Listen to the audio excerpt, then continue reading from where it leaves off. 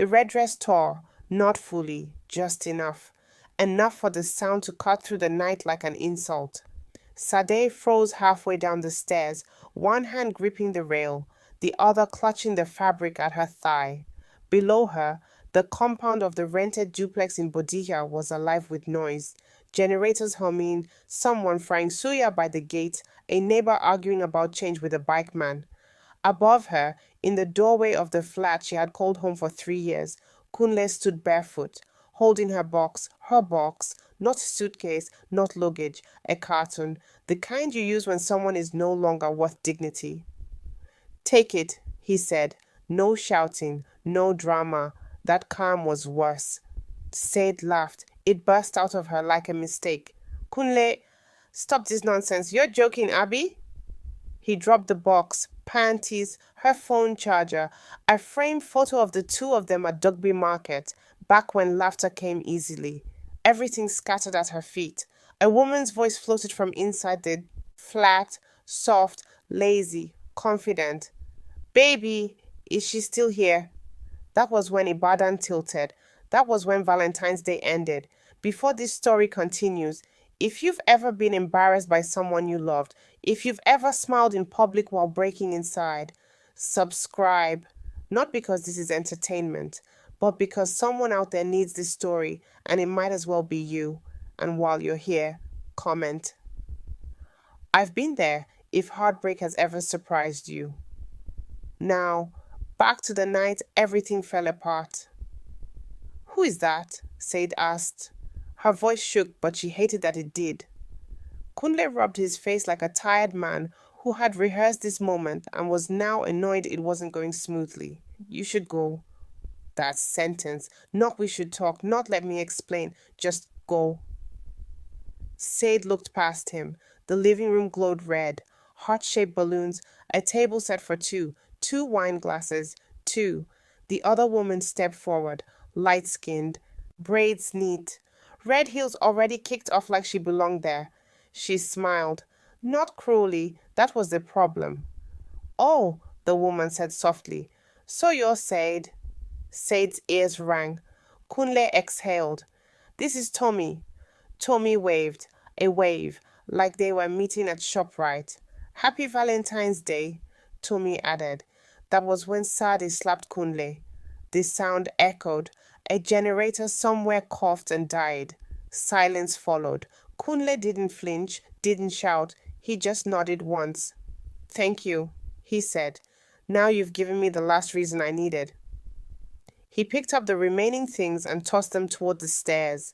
Please, he added, opening the door wider. Don't make this harder. Said stared at him. 3 years. She remembered borrowing his shirt when rain soaked her clothes. Remembered sleeping on the floor with him when they couldn't afford a bed. Remembered believing this man when he said we're building.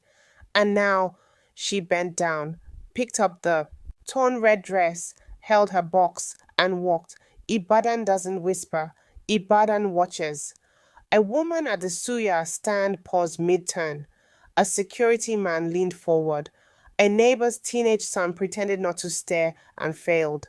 Sadie's heel snapped. She didn't even feel it. Her phone buzzed. A message from Kunle. I've sent you transport money. Please don't come back. She laughed again, loud, wild. The suya man flinched. You see men, an old woman muttered nearby. Devil's apprentices. Said stepped into the road. Valentine's balloons bobbed behind her through the open door. She didn't know where she was going. She just knew she couldn't stay. 2 weeks earlier, same flat, same man. Kunle had turned his phone face down. That should have been nothing, but it stayed nothing too long. You don't smile at me anymore, Sad said then, trying to joke. Kunle shrugged. I'm tired. He was always tired lately. Too tired to eat together. Too tired to touch. Too tired to notice when she dressed up. Yet, not too tired to stay up late on WhatsApp.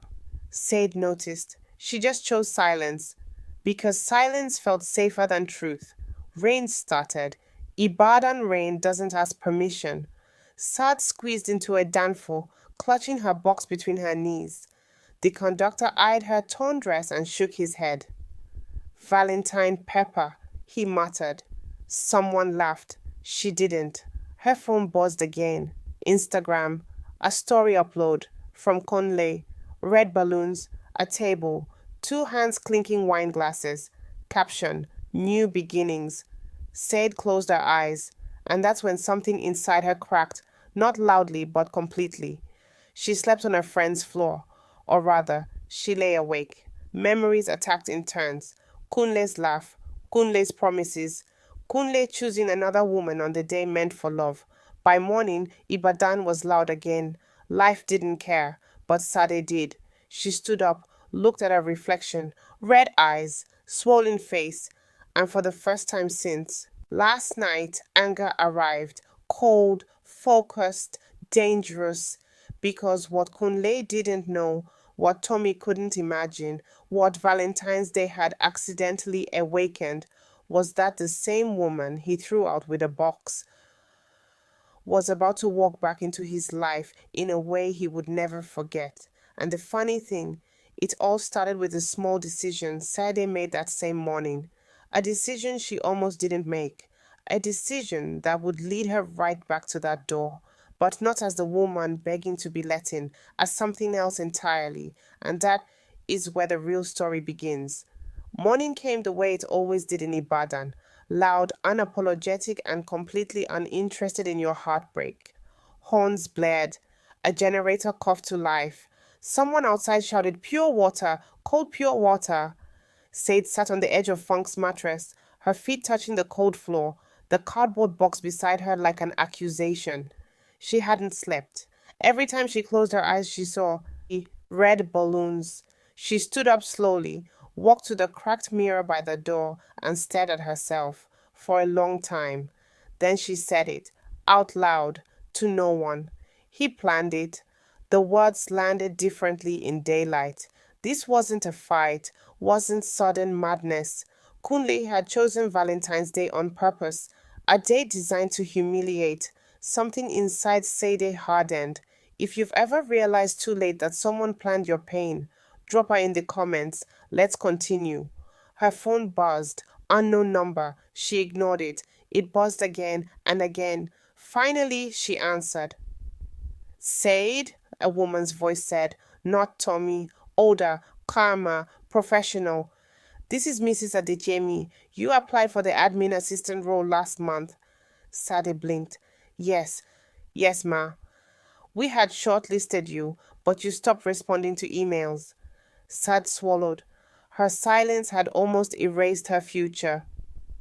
Well, the woman continued, can you come in today, by noon? Sade looked down at her box, at the torn red dress folded on top. Yes, she said, I can. The call ended, and just like that the day tilted. Kunle had hated the idea of her working far. Who will cook? Who will take care of the house? Admin work is small money anyway. She had listened, because love teaches women to shrink politely. Now love had thrown her out with a carton. Said borrowed a blouse from Funke, too big, but clean. She tied her hair back, straightened her shoulders. The bus ride into town felt different from the night before. Yesterday she was escaping. Today she was entering. At Dogby, she passed a shop selling Valentine leftovers, discounted roses, deflated balloons, love reduced to clearance items. She laughed, once, quietly. The office smelled like lemon cleaner and ambition. Mrs. Adeyemi looked at Sad over her glasses. You look tired. Said didn't lie. I had a difficult night. The woman nodded. We all do. Some just hide it. Better. They talked about spreadsheets, about scheduling, about reliability. Then Mrs. Adeyemi leaned back. One more question, she said. Why do you want this job? Sadie hesitated. Then, because I need my life back. Silence. Mrs. Adeyemi smiled. You start Monday. Said exhaled so hard her knees shook. Kunle woke up late. The flat felt wrong. Tommy slept peacefully, hair sprawled on his chest like she had always been there. His phone buzzed, a message from his mother. Is it true you sent Said away yesterday on Valentine's Day? He frowned. Who told you? Typing bubbles appeared, disappeared. Then, Ibadan has a mouth. Kunle sat up. Something uncomfortable crawled under his skin. Said didn't go back to Fong's place after the interview. She went to the market, bought cheap plates, a small pot, a bedsheet. A beginning doesn't announce itself, it whispers. That night, she rented a tiny room, one window, one bulb, one door that locked properly. She sat on the floor, ate bread and tea, and for the first time in weeks, she slept. Across the city, Kunle scrolled through his phone. Something nagged him. He opened Sade's contact, paused, then checked her Instagram. Her story was up. No face, just a photo of the sky over Ibadan. Caption: Some endings are setups. Kunle stared at it. A strange chill ran through him. He didn't know why. He just knew. Throwing her out had not ended anything. It had started something. And somewhere between regret and pride, between Valentine's roses and yesterday's box, Kunle realized something was already moving without his permission. Something that would circle back, right to his door, and when it did, he would wish he had closed it better. Ibadan did not slow down for heartbreak. It never does. By Monday morning, Sade was standing at a bus stop with other people who had no idea her life had collapsed 3 days earlier. Everyone looked normal. Everyone was pretending. She adjusted her borrowed blouse and joined the queue. A woman beside her complained loudly. Men are wicked, very wicked. Said smiled without meaning to. The woman looked at her. Sister, your own is fresh. Abby? Said didn't answer. The bus arrived. She climbed in. And with every mile, she felt something unfamiliar return. Not joy, not happiness, control. If you've ever gone to work with a broken heart and still survived the day, type still standing in the comments because that strength nobody claps for. The office was small but alive, phones ringing, printers coughing, people rushing with purpose. Said learned quickly, too quickly. By Wednesday, someone whispered, she's sharp. By Friday, Mrs. Adeyemi stopped double checking her work. By the next week, Sade stopped checking her phone for Kunle's name. That scared her more than heartbreak ever did. Tommy noticed first. The silence. Kunle no longer laughed the way he did before. He checked his phone too often. He stared at nothing. Are you okay? She asked one evening. He nodded, but his eyes didn't. Tommy wasn't stupid. She knew about Said before Valentine's Day.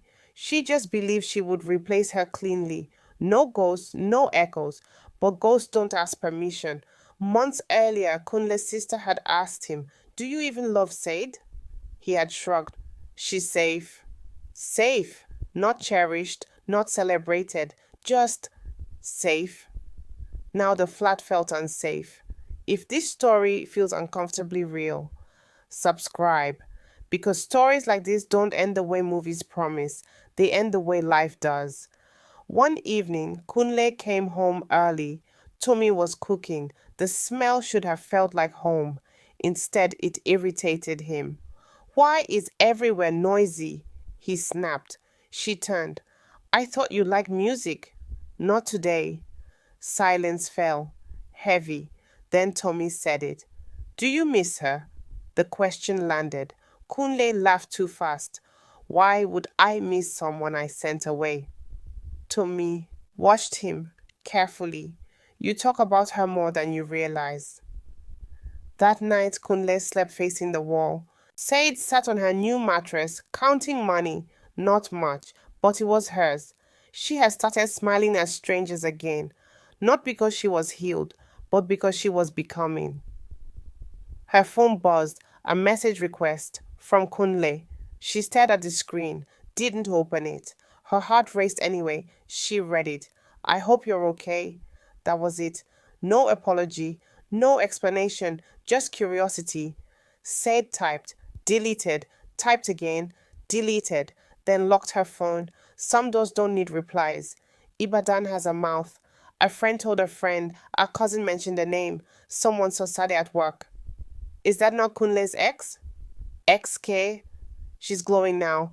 Kunle heard whispers, not praise, comparison. That hurt more than regret. Kunle couldn't sleep. He drove past familiar roads, past old memories. Without planning to, he stopped, outside a small compound, light on. A woman laughed inside, not Tommy's laugh, Said's. Kunle froze. The door was closed, but the pass was wide open.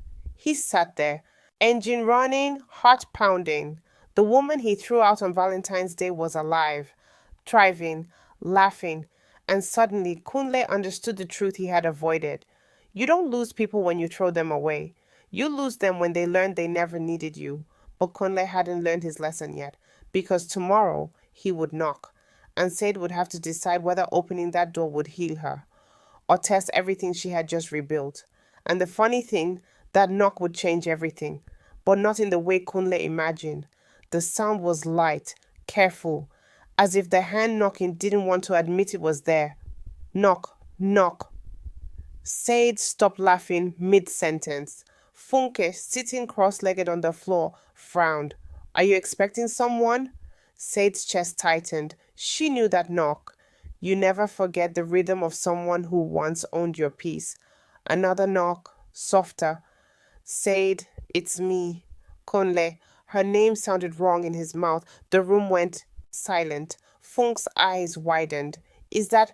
Yes, Said said quietly. Her hands trembled, not from love, from memory. If you've ever had your past knock on your door without warning, pause, breathe, and comment.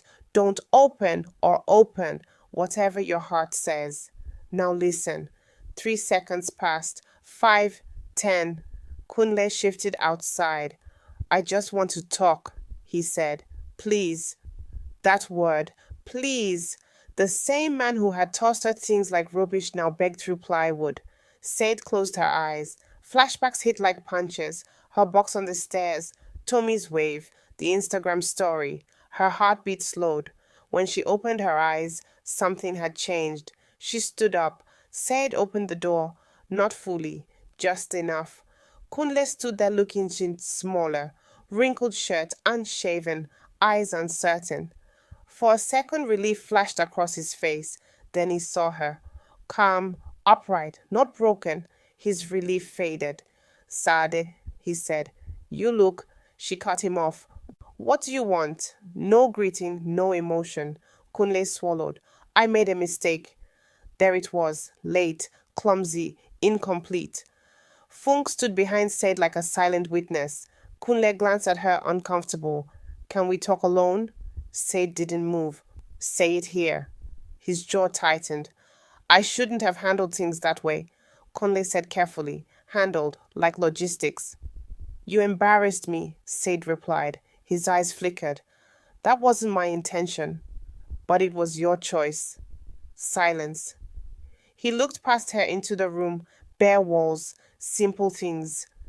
You're doing okay? Said smiled, not kindly. I sleep at night. That sentence hit harder than any insult. Tommy stood in the flat they shared, staring at Kunle's phone. It buzzed on the table. She hadn't meant to look, but the name flashed. Said. Her stomach dropped, so that's where he was. The wine glasses from Valentine's Day were still in the cupboard. Unused since. Kunle cleared his throat. I think we should try again. Funke sucked in air. Said laughed. Once, short, sharp. You threw me out on Valentine's Day, she said. You replaced me before the sun set. He stepped closer. I was confused. No, she said. You were certain. That distinction hurt him. Good. Kunle's voice rose. So what? You'll just pretend 3 years meant nothing. Said stepped back. 3 years meant everything, she said softly. That's why I won't waste another minute. She reached for the door. Kunle panicked. Sad, please. Tommy doesn't mean anything. She stopped, turned slowly. That's what you said about me, she replied. And then she closed the door. Kunle stood there, staring at wood, at silence, at finality. For the first time he felt it, not guilt, loss. Inside, Sade leaned against the door, Her legs shook. Funke hugged her without speaking. Tears came, not from missing him, from releasing him. That night, Sade slept deeply, dreamlessly. News travels fast. Did you hear she shut the door on him? Good for her. Men don't expect consequences. Kunle felt it everywhere, at work, at home, in his chest. Tommy watched him drift further away. One evening, she asked, Am I just a rebound? He didn't answer. That was answer enough. Weeks passed. Said grew quieter, stronger. One afternoon, Mrs. Adeyemi called her in. We're opening a new branch, she said. I need someone I trust. Said nodded. Then the woman added, And your name came up from an unexpected place? Said frowned. Who mentioned me? Mrs. Adeyemi smiled strangely. A man. Said's stomach tightened. Outside her phone buzzed. Unknown number. Again. She stared at it. Didn't answer. Because some loops don't close. They tighten. And whatever was coming next would force every lie, every choice, every Valentine's rose to finally bleed truth. And when it did, no one would walk away clean, not Sade, not Kunle, not the woman who thought love could be stolen without consequences. And that moment, it was already in motion. Sade's phone buzzed again, unknown number. She ignored it. It buzzed again.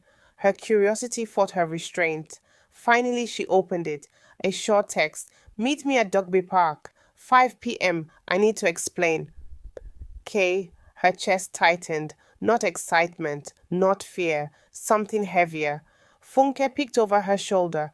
Don't go alone, she whispered. Said considered it, and then she smiled. Not because she wanted him, because she wanted to see how far he would go to explain what he already lost. If you've ever wanted closure from someone who hurt you, type I'd go or never in the comments. Let's keep going. Dogbe Park in Ibadan isn't usually romantic, it's chaotic. Street hawkers shouting, motorbikes zooming, children screaming over a football. Yet Said's eyes scanned the benches. Kunle was already there, hands in pockets. Shirt untucked, hair messy, face pale. He looked vulnerable, which frankly scared her more than anger. He spotted her and stood. Thank you for coming, he said. Said didn't respond. Not yet. She simply leaned against a tree, watching him squirm like he was suddenly a stranger in his own city. Kunle ran a hand through his hair. I was wrong, he said, about everything. Valentine's Day, Tommy, me throwing you out, all of it. Said laughed, short, bitter. You think words can fix what actions destroyed? He winced. No, but I want to try, he said. Try, she repeated, voice rising over a hawker's call. You chose another woman on the day that was supposed to celebrate us, and now you want to try? Tension rippled through the air. A child ran past chasing a balloon. A motorbike skidded nearby. Yet here, in this corner of Ibadan, time stopped for them. A goat wandered into the park, knocked over a trash bin. Kunle jumped back. Sade stared. The goat looked between them like it understood the drama and said, This is messy. Said burst out laughing, a real laugh, not at him, at the absurdity of life. Kunle frowned. She's laughing at a goat, he muttered to himself. Yes, Said said, wiping tears. I am, and you should try it sometime. If a random moment ever saved you from heartbreak, comment what it was. Let's continue, because the storm isn't over. Kunle stepped closer. I want us back, he said. Said held up her hand. No, I've rebuilt myself. I don't need someone who throws me out to come back and take a piece of my peace. He hesitated. Do you even realize what I've been through? She asked. I do, he whispered. Do you? She said, stepping closer now, tone sharp. Because the woman who stayed, cried, begged, she's dead. She doesn't live here anymore. Conley's face paled. You're not the same, he said. I'm exactly the same, Said replied. Only stronger. A gust of wind carried a hawker's trumpet call. A balloon floated past, and Kunle realized he had lost more than love. He had lost control. Said turned to leave. Kunle's voice called her. Wait! She didn't. Step by step, she walked toward the busy streets, toward her new life. But Kunle didn't move. He stayed. And somewhere deep inside, he realized this woman would never be a chapter to skim over again. The park, the goat, the balloons, the city noise, all of it became a memory. And just like that, Ibadan was quiet around him, but not for long, because some doors, once closed, echo forever. Sade walked through Dogbe Market the next morning. The sun beat down on the stalls. Pepper soup steam mingled with the smell of roasted plantain. Horns honked like a city, reminding everyone life moves fast. She didn't notice any of it, not until a familiar figure appeared.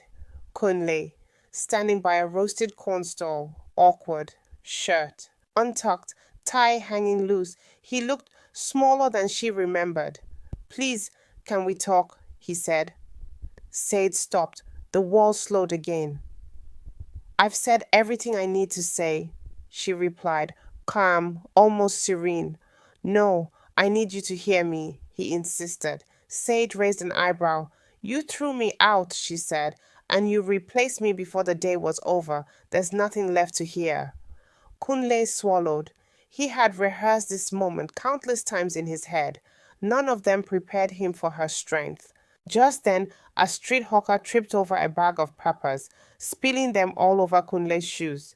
Sade blinked, then laughed. A real fool laugh. The absurdity of life hitting the man who thought he could control her story. Kunle looked down at the mess, blinking. She didn't move to help him. She simply smiled because she didn't need to. Are you done? Said asked. Kunle's voice faltered. I don't know what else to do, he said. You don't get to know, she replied. Not anymore. My life doesn't orbit you. It never should have. Tommy appeared behind him, confused by the crowd and the peppers. She opened her mouth, then stopped, realizing she wasn't the reason he looked miserable. Kunle's shoulders slumped. For the first time, he felt entirely helpless. Sad turned.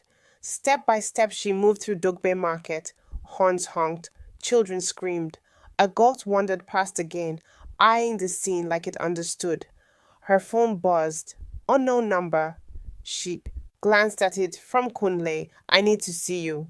Her thumb hovered over the screen. She didn't answer, but the smile on her face said something very clear. He no longer controlled her story, yet the story was far from over, because some loops don't close, they tighten, and in Ibadan, the streets always remember. The woman he threw out on Valentine's Day was walking forward, stronger, unbroken, ready. And somewhere, in a car stuck in traffic, Kunle sat, watching, realizing he had lost not just a girlfriend, but a life he thought he owned. The loop existed because Sade's life had momentum now. A text, a knock, a look, and tomorrow the city would see it again. This story would always have another twist. If you think Sade will answer that next message, comment yes. If you think she won't, comment no.